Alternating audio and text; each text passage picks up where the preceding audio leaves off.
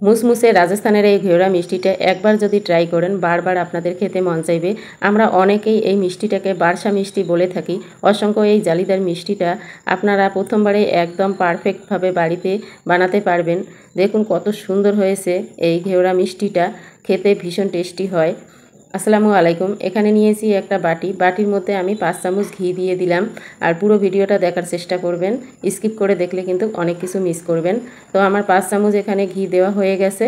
আর একটা বাটিতে করে আমি নিয়ে নিয়েছি বরফ। তো বরফ দিয়ে এখন ঘিটাকে আমি 5 মিনিটের জন্য ভালো করে মিক্সড করে নিয়ে নেব। এইভাবে ঘুরিয়ে ঘুরিয়ে বরফের সঙ্গে ঘিটাকে মিক্সড করে নিতে হবে।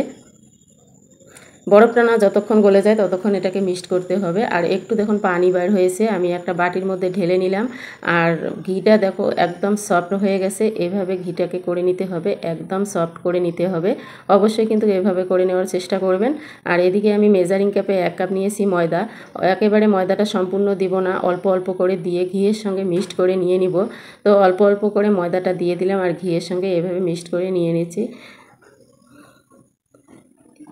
এখন কিন্তু আমি দিয়ে দিলাম সবগুলো ময়দা। দেওয়ার পরে এখন আমি ভালো করে এটাকে মিক্সড করে নিয়ে নেব। তো ময়দা আর ঘিটা আমার একেবারে মিক্সড করা হয়ে গেছে।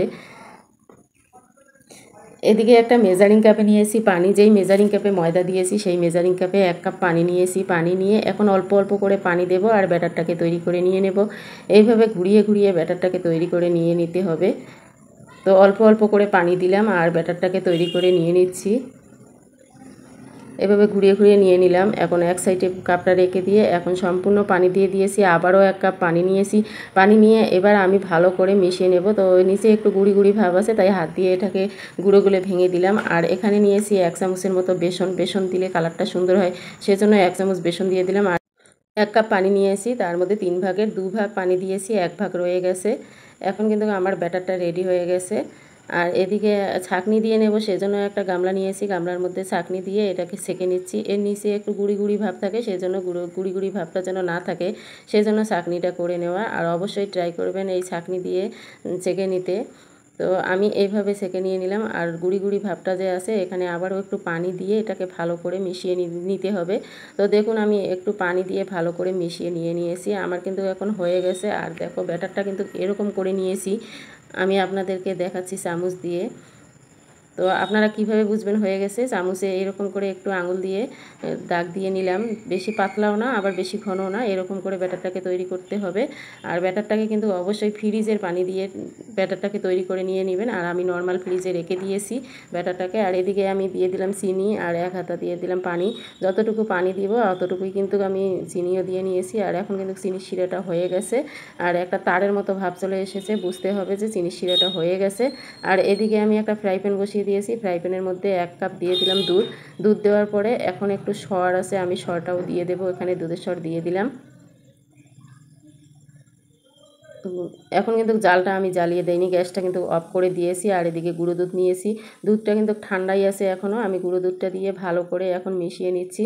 গুঁড়ো দুধটা যতক্ষণ না মিশে যায় ততক্ষণ গ্যাসটাকে অফে রাখতে হবে। তো এখন গুঁড়ো দুধটা মিশিয়ে গেছে, গ্যাসটা আমি জ্বালিয়েও নিয়েছি। নেওয়ার পরে একটু দিয়ে দেব চিনি। তো এখানে মালাইটা বানানোর জন্য একটু চিনি দিলে মালাইটা খেতে ভালো লাগে, সেজন্য একটু চিনি দিয়ে দিলাম। চিনির শিরা তো আছেই, অল্প করে চিনি দিলেও হবে। এখন কিন্তু মালাইটা আমার একেবারে রেডি হয়ে গেছে, আমি নামিয়ে নিচ্ছি মালাইটাকে। আর এদিকে আমি একটা তেল ছোট্ট গামলায় বসিয়ে দিয়েছি, যেরকম সাইজে নেবেন সেরকম কিন্তু রাবড়িটা হবে। তো আমি এর মধ্যে দিয়ে দিলাম, এরকম করে দিতে হবে। আর তেলটা না যতক্ষণ ফেনাটা নিচে নামে যায় ততক্ষণ এরকম করে অল্প অল্প করে দিয়ে দিয়ে কিন্তু রাবড়িটাকে বানিয়ে নিতে হবে।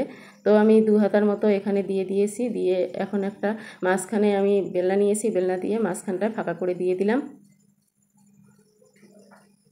2 হাতা দিলে কিন্তু একটা রাবড়ি হয়ে যায়। আর মেজারিং কাপের 1 কাপ যদি ময়দা দিয়ে বানিয়ে নেন তবে 3টা রাবড়ি হবে।